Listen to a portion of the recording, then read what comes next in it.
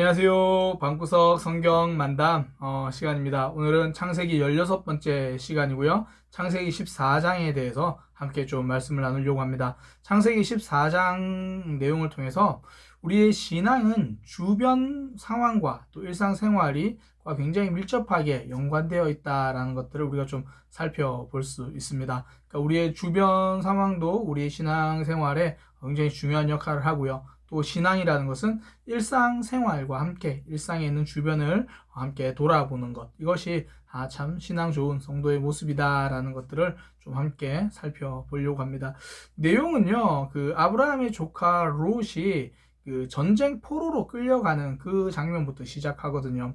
지난 시간에 살펴봤던 게 뭐냐면 아브라함과 조카 롯이 갈라섭니다. 그러니까 너무 이제 재산이 많고 또 양떼들이 이렇게 많다 보니까 목자들 간에 서로 이제 갈등이 생겨요. 그래가지고 아브라함이 우리가 이렇게 갈등 속에 있을 수는 없지 않느냐. 그러면서 조카 롯에게 그러면 우리가 선택하자. 좀 이제 서로 다른 지역을 이렇게로 가자. 그래가지고 조카 롯이 먼저 자기가 보기에 좀 좋아 보이는 땅, 소돔과 고모라의 땅으로 가거든요. 그런데 그 소돔과 고모라 그 땅에서 전쟁이 생기는 거예요. 그래서 거기에 이 조카 롯이 그곳에서 전쟁 포로로 잡혀가게 됩니다. 그 소식을 들은 아브라함이 조카 롯을 구해내게 되고요. 또 그 승리의 영광을 하나님께 돌리고 또 자기와 함께 했던 사람들에게, 자기를 도와준 사람에게 참 감사합니다라고 그들의 몫을 챙겨주는 그런 내용이 창세기 14장의 전체 내용입니다. 좀 함께 살펴보도록 하겠습니다. 먼저는요, 앞서 말씀드린 건 소돔과 고모라에서 그 지역에서 전쟁이 일어납니다. 성경에 보니까 이 4명의 왕과 이 5명의 왕의 전쟁입니다. 그래서 성경에는 왕이라고 그렇게 표현되어 있지만 이 당시에는 뭐 우리가 오늘날 생각하는 뭐 그런 국가적인 의미의 왕은 아니고요. 뭐 부족장 정도 이렇게 생각하시면 됩니다. 그러니까 큰 4개의 부족과 또 다른 5개의 부족이 이렇게 이제 전쟁이 일어난 거예요. 그런데 이게 이 4개의 부족의 연합이 이 5개의 부족을 원래 다스리고 있었어요. 그러니까 이 5개 부족이 이 4개 부족에게 매번 이렇게 조공을 바쳐야 되는 그런 상황입니다. 이런 상황이 12년 동안 계속되었거든요. 그런데 이 13년째 이 5 부족이 우리 도저히 못 살겠다. 그리고 쉽게 말해서 독립 이제 전쟁을 하게 된 거죠. 우리가 왜 너희한테 조공을 바쳐야 되냐? 우리 조공 못 바치겠다. 그리고 전쟁을 합니다. 그런데 이 전쟁을 한 그동안 조공을 바쳐왔던 이 도시, 이 부족 중에 하나가 이 소돔과 고모라가 여기 속해 있거든요. 이 소돔과 고모라가 여기 속해 있어서 이 전쟁을 했는데 그 결과 이 소돔과 고모라가 패배합니다. 원래 힘이 있던 4부족이 이겨 버리는 거예요. 뭐 성경에 보면 그 부족 이름이 나와 있어요. 뭐 이름이 복잡하니까 제가 한 번만 그냥 언급하면 신할 왕, 그리고 엘리살 왕, 그리고 엘람 왕, 고임 왕. 제가 말씀드린 것처럼 부족입니다. 신할 부족, 엘리살 부족, 엘람 부족, 고임 부족. 이 4개의 부족이 이 소돔 부족, 고모라 부족, 아드마 부족, 스보임 부족, 그 소알 부족, 이 5 부족과 전쟁에서 이제 승리하게 되는 그런 모습이에요. 전쟁에 승리하니까 이 전리품을 챙겨가잖아요. 그래서 사람들을 잡아다가 포로로 끌고 갑니다. 그래서 당시에 소돔과 고모라 지역에 있던 이 아브라함의 조카 롯이 포로로 끌려가는 거예요. 뭐 재산도 다 이렇게 빼앗기고 그런 상황이죠. 그래서 그 당시에 이제 그 끌려가던 그 상황에서 한 명이 열심히 탈출을 해가지고 이 아브라함을 찾아온 거예요. 아브라함을 찾아와서 여차 상황이 이렇게 돼서 당신의 조카 롯이 지금 잡혀갔습니다. 이렇게 알려주는 거죠. 결국은 그것 때문에 이제 아브라함이 조카 롯을 구하기 위해서 이 전쟁에 또 다시 함께 하게 되거든요. 그러니까 이 전쟁에 참여하게 되는 거죠.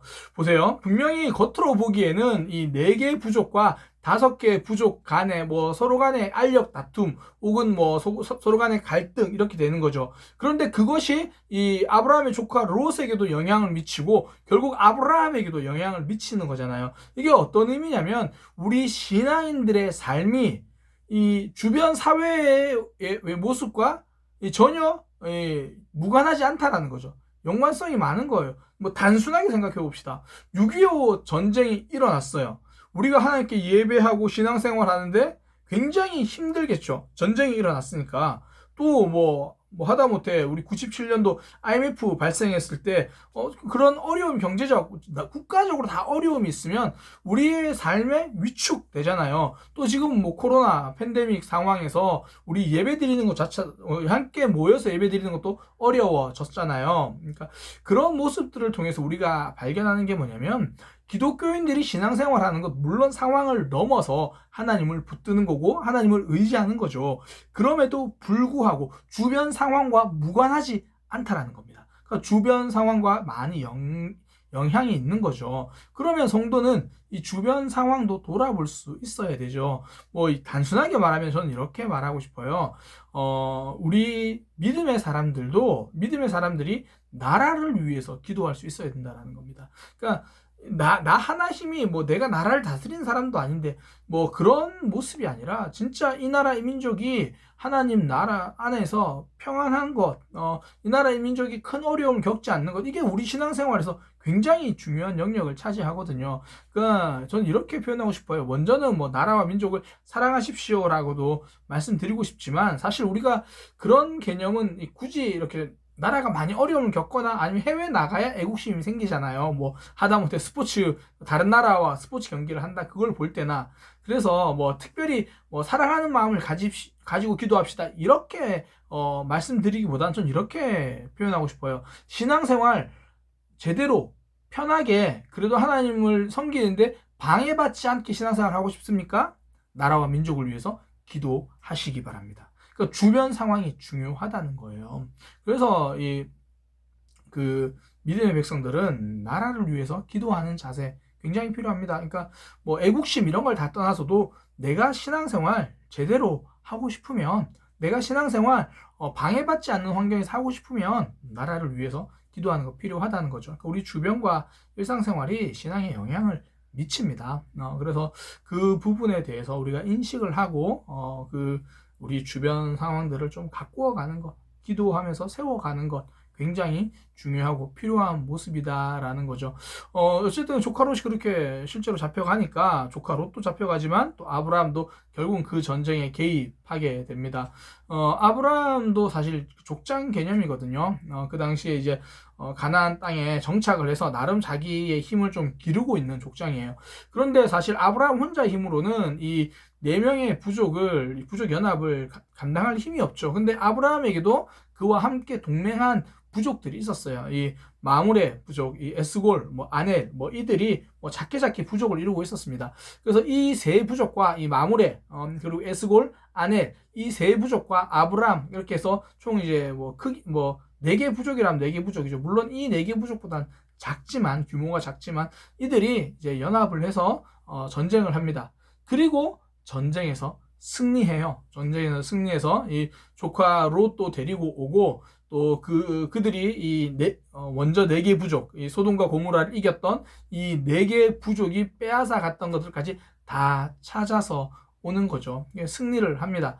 근데 이 승리가요, 아브라함이 이렇게 고백하는 거예요. 이건 우리의 힘으로 한 승리가 아니라 하나님께서 승리하게 해 주신 거다, 이렇게 고백을 합니다. 이게 참 아브라함의 신앙이 멋진 거예요. 이게 우리의 삶은요, 승리하는 것도 중요하지만 승리 다음이 중요하거든요. 그러니까 예를 들어 이런 거죠. 우리가 힘든 일이 있어서 하나님께 기도했습니다. 기도하는 것도 중요하죠. 그런데 그리고 기도해서 응답 받는 것, 이거 중요합니다. 그러나 그 다음이 더 중요한 거예요. 응답 받은 다음이 중요한 겁니다. 힘들 때는 간절히 기도해요. 하나님 붙들고 기도합니다. 근데 막상 응답 받으면 우리가 하나님을 쉽게 잊어버릴 수 있다라는 거죠.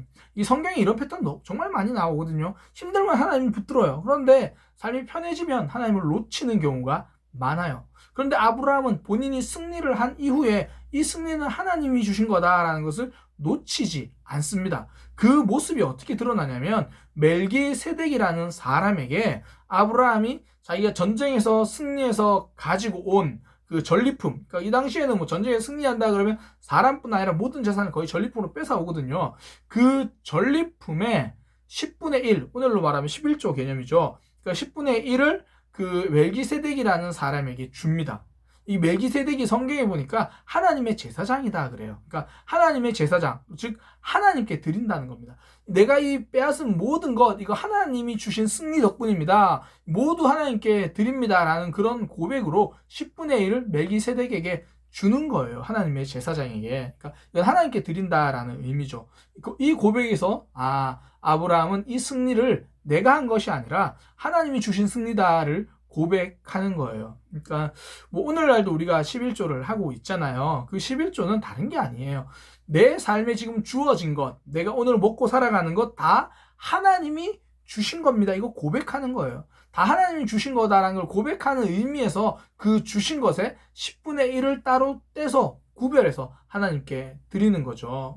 모든 것을 하나님 주셨다고 모든 걸 하나님께 다시 돌려드리면 우리가 먹고 살 게 없죠. 하나님 우리 먹으라고 주셨으니까 우리가 먹습니다. 하나님이 주신 재물, 하나님이 주신 걸로 잘 먹습니다. 그러나 이것을 내가 했다라고 말하지 않고 내 힘으로 번 돈이라고 말하지 않기 위해서 그 중에 10분의 1을 하나님께 다시 드리는 거죠. 이건 하나님이 하신 겁니다. 전 하나님이 있어야 살아갈 수 있는 사람입니다. 그런 거죠. 아브라함이 이제 그런 고백으로 이 승리는 하나님이 주신 겁니다라는 고백으로 그 승리의 전리품 중에 10분의 1을 멜기세덱에 이렇게 주는 거예요. 멜기세덱 자체가 앞서 말씀드린 것처럼 하나님의 제사장이라고 성경에 나와요. 그리고 이름 자체도 굉장히 의미가 있어요. 이 멜기세덱인데 멜기가 이게 다스리다라는 뜻이고요. 세덱 이게 뭐 제데크 이게 의롭다라는 거예요. 그러니까 의로움으로 다스리는 그런 사람. 그러니까 하나님의 사람이죠. 하나님의 사람인 멜기세덱에게 아브라함이 전리품의 10분의 1을 줍니다.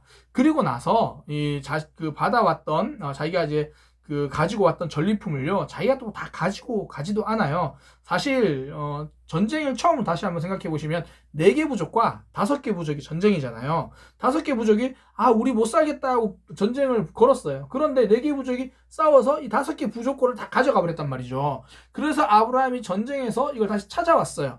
그러니까 아브라함은 이 원래 5개 부족에게 그걸 다 돌려줍니다. 돌려주면서 뭐라고 하냐면, 저는 제가 따로 가지진 않을 겁니다. 단지 멜기세덱에게 10분의 1을 드린 거고, 또 하나 저를 도와서 함께 갔던 사람들이 있습니다. 그들에게는 제가 수고한 값을 주어야 합니다. 그것은 빼고 드리겠습니다. 그리고 자기와 함께 했던 아넬, 에스골, 마므레 이 3 부족에게 그 자기를 도와준 사례를 합니다. 그러니까 아브라함은 본인이 승리한 것이 하나님 덕분이라고 멜기세덱에게도 10분의 1을 주지만, 또한 자기에게 힘이 되었던 사람들에게도 아브라함은 그걸 기억하면서 그들에게 주어야 할 정당한 대가를 치른다라는 거예요. 이게 굉장히 중요합니다.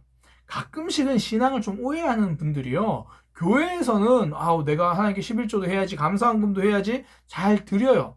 그런데 가끔은 우리 주변에서 내가 돌아보아야 할 사람들을 잘 돌아보지 못하는 경우가 있습니다. 예수님 당시에 뭐 그런 경우 있었거든요. 하나님께 드린다고 하면서 정작 부모님을 제대로 복양하지 않은 사람들도 많았다라는 거예요. 실제로 우리가 뭐 하나님 앞에 헌금 많이 한다라는 그런 의도로 뭐 탈세를 한다거나 뭐 잘못 이런 편법을 한다거나 이러면 안 되잖아요. 우리가 해야 될 의무를 다 해야 되죠. 심지어 이전에는 뭐 이런 이야기도 들었습니다.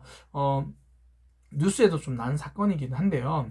어떤 교회 앞에 큰 플랜카드가 붙었습니다. 뭐냐면 그 교회 장로님 이름이 있어요. 누구누구 장로 월급 지급하라, 이런 식의 이 플랜카드가 붙은 거예요. 무슨 말이냐면 그 회사에 있는 직원들이 월급을 제대로 못 받은 거죠. 그러니까 이런 모습이면 안 되잖아요. 그러니까 신앙생활이란 믿음이랑 주변 사람들에게 소홀하지 않는 거예요. 그러니까 하나님 나라를 위해서 쓰는 돈은 거룩한 거고, 내 주변 사람들을 섬기고 그들에게 주어야 할 몫을 제대로 주는 것은 뭔가 아깝고 이렇지 않다라는 거 똑같습니다.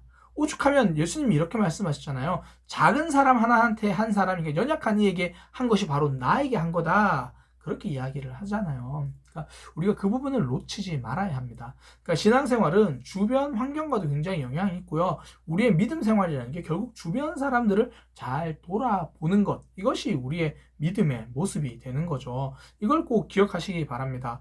오늘 아브라함이 이 소돔과 고모라 이 지역의 전쟁에 개입한 것을 통해서 크게 우리가 두 가지 이걸 알아본 거죠. 주변 상황이 우리의 신앙의 환경과 무관하지 않다. 그러니 나라와 민족을 좀 기억하면서 사랑하는 마음으로 기도하자. 우리 신앙을 위해서라도 기도합시다. 그거고요. 또 하나는 전쟁의 승리를 기억했던 아브라함이 멜기세덱 하나님께도 10분의 1을 드렸지만 주변 사람들에게 주어야 할 그 목도 소홀하지 않았다라는 거예요. 우리가 하나님께 드리는 것도 당연히 인색하지 말아야겠지만 주변 사람에게 주어야 할 목도 놓치지 말아야 한다는 거죠. 그것을 기억하며 살아가는, 주변을 돌아볼 줄 아는 그런 세상 속에서 영향력 있는 그런 믿음의 백성으로 살아가시기를 소망합니다. 이것으로 방구석 성경 만담 창세기 시간 또 오늘 마치도록 하겠습니다. 감사합니다.